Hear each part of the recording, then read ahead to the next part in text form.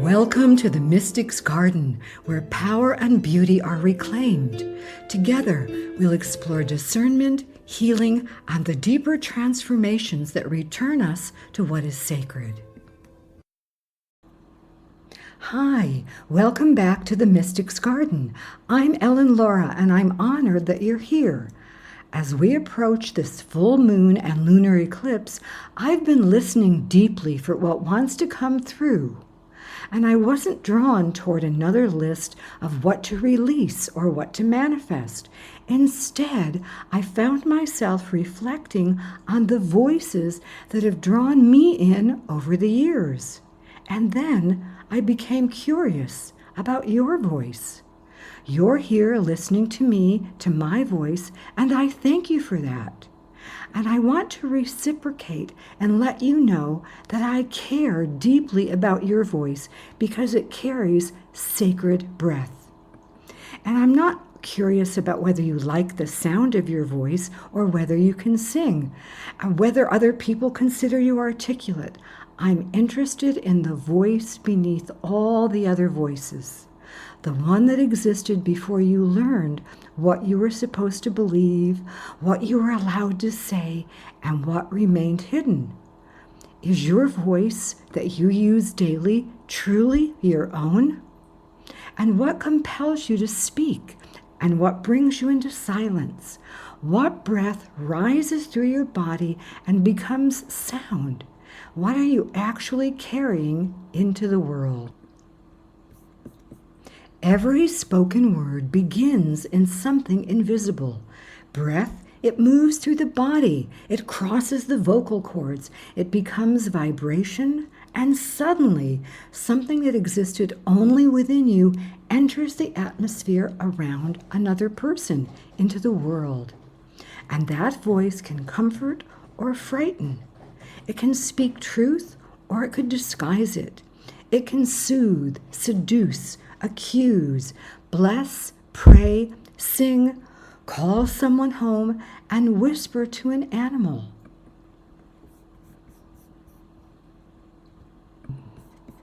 Somewhere beneath all the voices we've acquired throughout a lifetime, there is a true voice waiting to be heard. Today, I want to listen for that voice with you. My own sensitivity to sound began when I was 20, very young, and I first began studying and engaging the mystic's path. From the beginning, sound was the key component of the map that guided me into what I came to know as the inner realms of the divine. I was taught to listen for the sound current, the melodies of the divine that could be heard and followed into the deeper states of consciousness. Because each mystical realm carries its own quality of sound. You may hear the exquisite note of a flute during contemplation, and when entering another realm, there may be violins or what feels like a vast orchestra belonging to a world quite different from this one. During those early years, for those who traveled along with me, those sounds became signposts. They helped orient us as consciousness shifted, listening to the sound current and becoming one of the most important pathways into the heart of the divine. Now that was more than half a century ago, and the sensitivity to sound has never left me. I still listen beneath voices.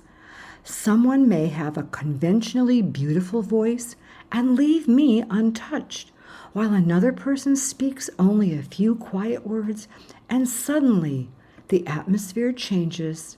I recognize authenticity and truth. I notice cadence, tone, resonance, and what seems to be living beneath language. Sometimes I hear warmth and presence. Sometimes I hear fear disguised as authority. Sometimes I hear a voice that seems almost disconnected from the person who's speaking.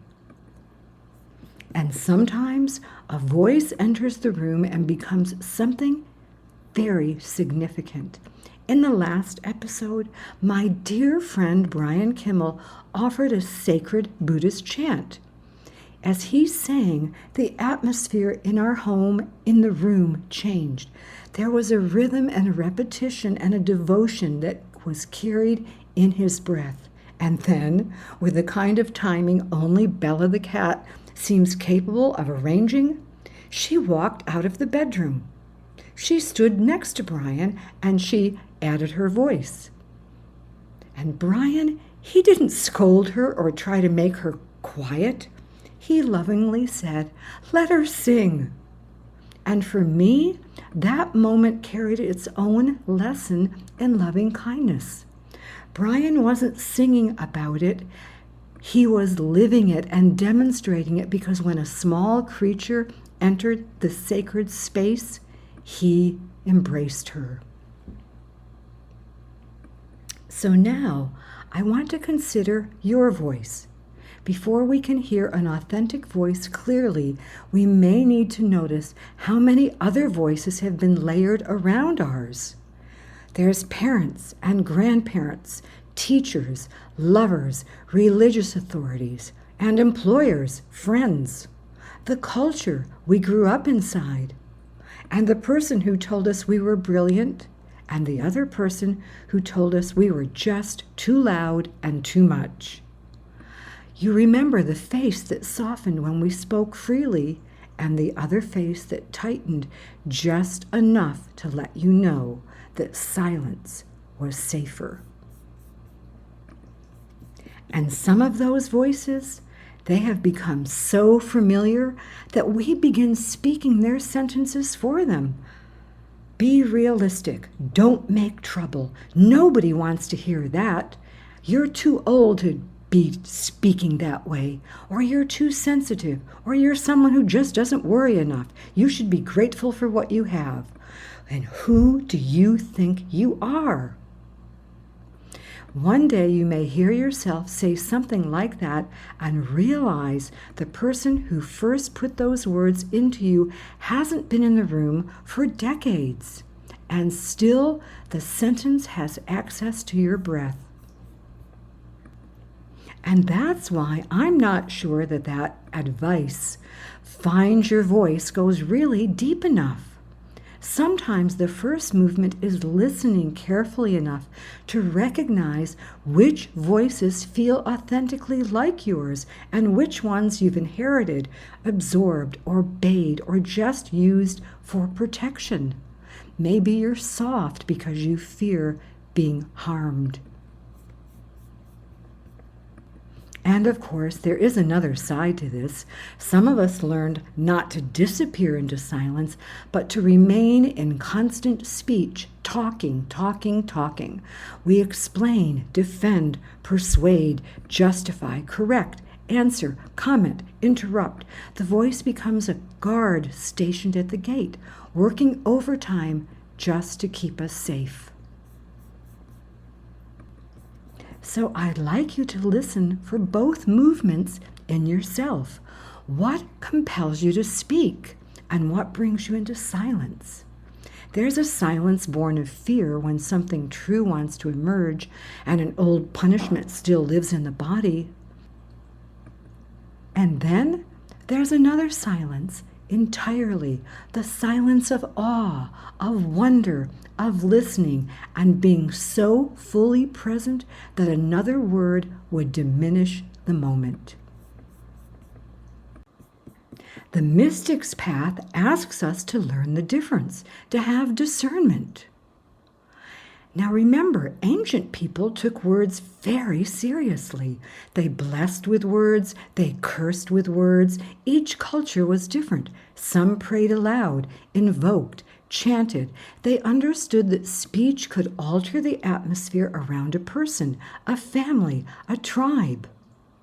So we may smile at the old language of spells, but I'm not convinced we ever stopped casting spells.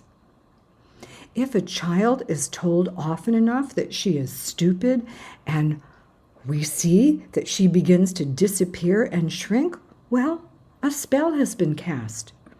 And if you tell someone for years that nobody will love them the way that you do, and guilt becomes the wall around them, well, another spell has been cast. Repeat each day that the world is hopeless, that everyone is dangerous, that beauty never lasts, and eventually those sentences begin furnishing the rooms of our inner life. Of course, a spell does not require a cauldron. Repetition, emotional force, authority, and belief can accomplish quite a lot.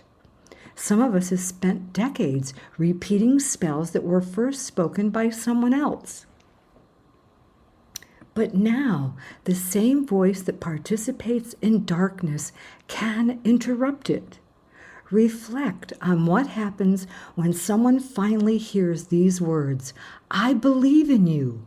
You can come home. I was wrong. You are welcome here. I love you. Let's begin again. The atmosphere changes. Our voices are continually naming reality for one another. Words enter bodies, relationships, and memories, sometimes remaining there long after we have forgotten speaking. So before the next sentence leaves your mouth, carry a question with you. What am I about to add to the atmosphere?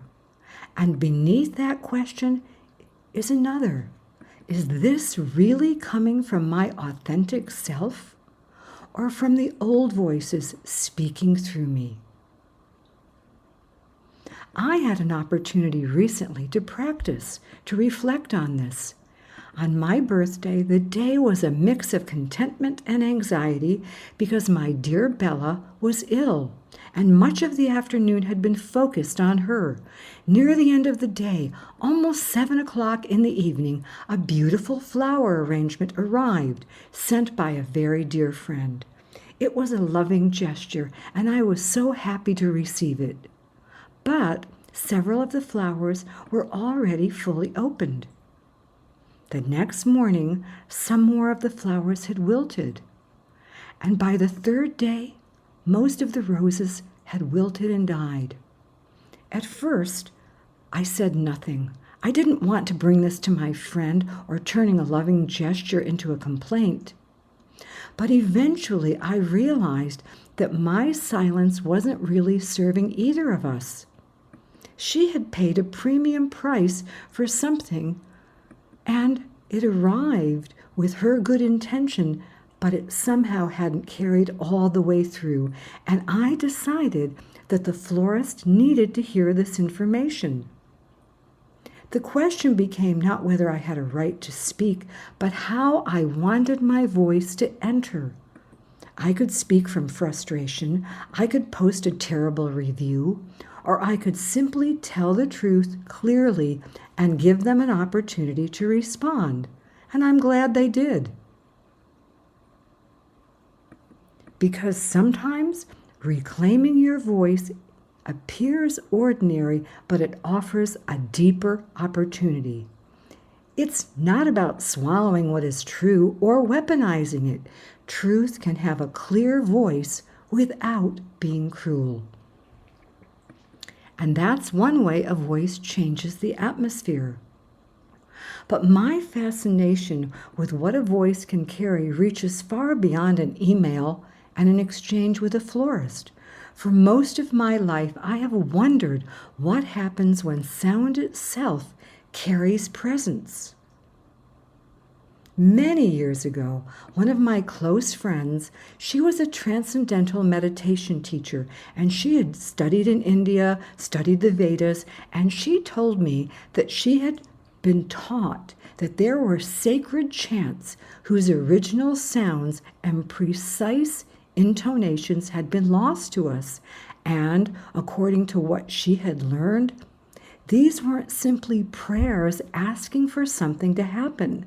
When these sounds themselves were carried with creative force by the priests, the chants were capable of affecting matter and bringing about instantaneous healing.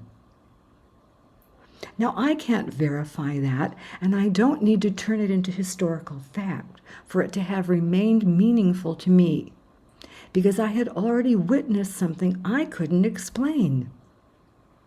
During the years that I studied with James, the shaman, I watched him work with a young man who had a badly damaged black eye. The young man was actually on his way to the emergency room for surgery.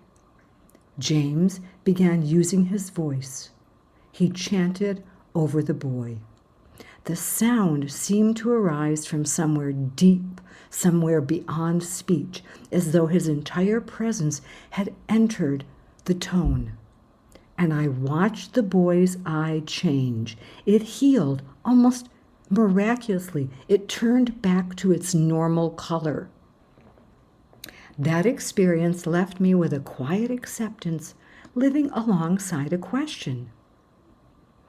What can a human voice carry when the breath inside of it has become sacred? For those of you who have been initiated into a spiritual tradition, I want to invite you to reflect on what that initiation means to you now. Not only what happened during the ceremony, the mantra you received, the lineage you entered, or the teacher who opened the door. I'm curious about what remains alive after the years have passed. My own path has evolved.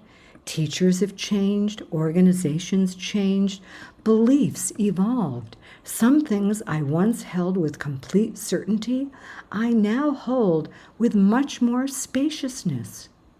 But the truth of the healing and the presence of the sound current, it remains with me. I remain deeply grateful to the teachers who opened doors for me, but gratitude and dependence, well, they're not the same thing.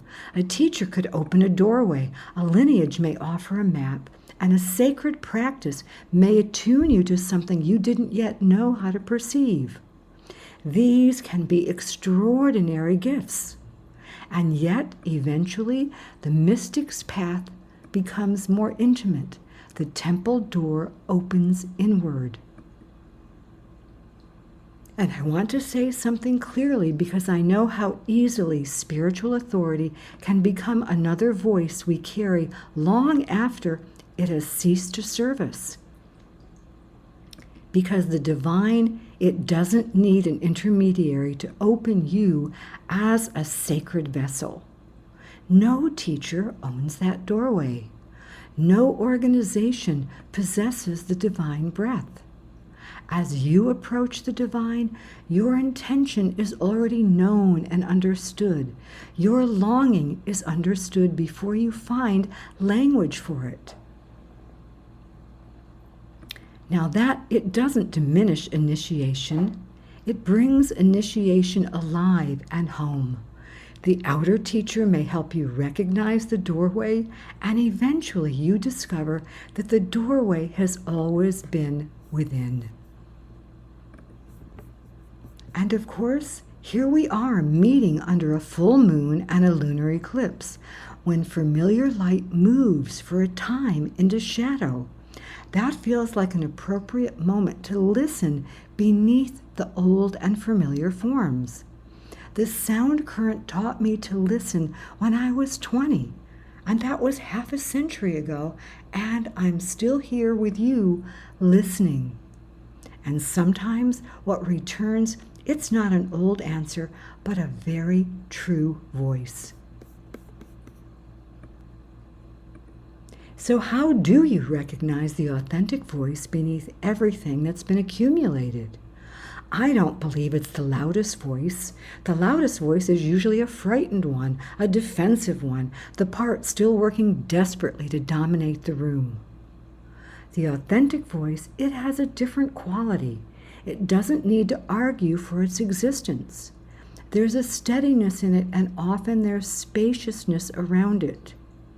There's also a moment before any voice appears at all. Because before the word, there is breath. Before breath becomes sound, there is intention. Awareness gathers for an instant before anything crosses the lips and changes the atmosphere. That small, invisible moment has become very interesting to me. Imagine becoming conscious at that second before you repeat an old accusation, before you explain yourself, before you automatically say yes while the body is quietly saying no. The pause before you swallow something true because an old authority still occupies a chair somewhere in your imagination. And also before you tell someone you love them, before you begin to sing, before you bless, before you speak the sentence you've been afraid to say. So what would happen if the breath touched something sacred before it became voice? What if your truest voice is the one that becomes quiet enough for divine breath to move through it? And now I'd like to set aside doctrine, ritual, and all the spiritual tools that have been gathered along the way. I'm inviting you into a more interior space where remembrance awakens and the sacred is encountered directly. I'm speaking to the divine spark within you, that place beneath personality, history, identity, and all the names you've carried. This is a moment for direct, interior, unmediated contact with your true self, what and who you actually are at the deepest level. Allow yourself to settle into the body and feel your breath moving through you. Let it become a quiet current, carrying your awareness inward toward that place that has never been separate from the divine. As your awareness gathers inward, feel the atmosphere becoming spacious and luminous. Your body is the vessel. The breath moves through the vessel, and within that living temple, something ancient begins to remember itself again. This is where radical recognition returns again and again until the veil of forgetfulness begins to dissolve in the light and sound. The recognition may remain only for a moment. Then the ordinary mind, it could return. The phone may ring. Bella requires attention. Still, something has been remembered. So again, bring your awareness gently toward the center of your chest, toward the place where you sense your own presence deeply. As you breathe in, receive. As you breathe out, feel the boundaries soften. Allow the atmosphere around and within you to become luminous. There is no distance to travel. The sacred is not waiting for you at the end of another path. The doorway is open here and now. And from this quiet inner space, allow these words to move with your breath. Breathe through me. Let the words become less a request than an opening. Your intention is known, and something ancient within you recognizes the invitation. Then, again, gently, inwardly or aloud, breathe through me. As the next breath moves through you, allow it to become a sound, a soft hum, a tone, whatever naturally wants to emerge. Feel the vibration travel through your chest and through your throat, through the face and bones, until the breath and sound seem to belong to the same current.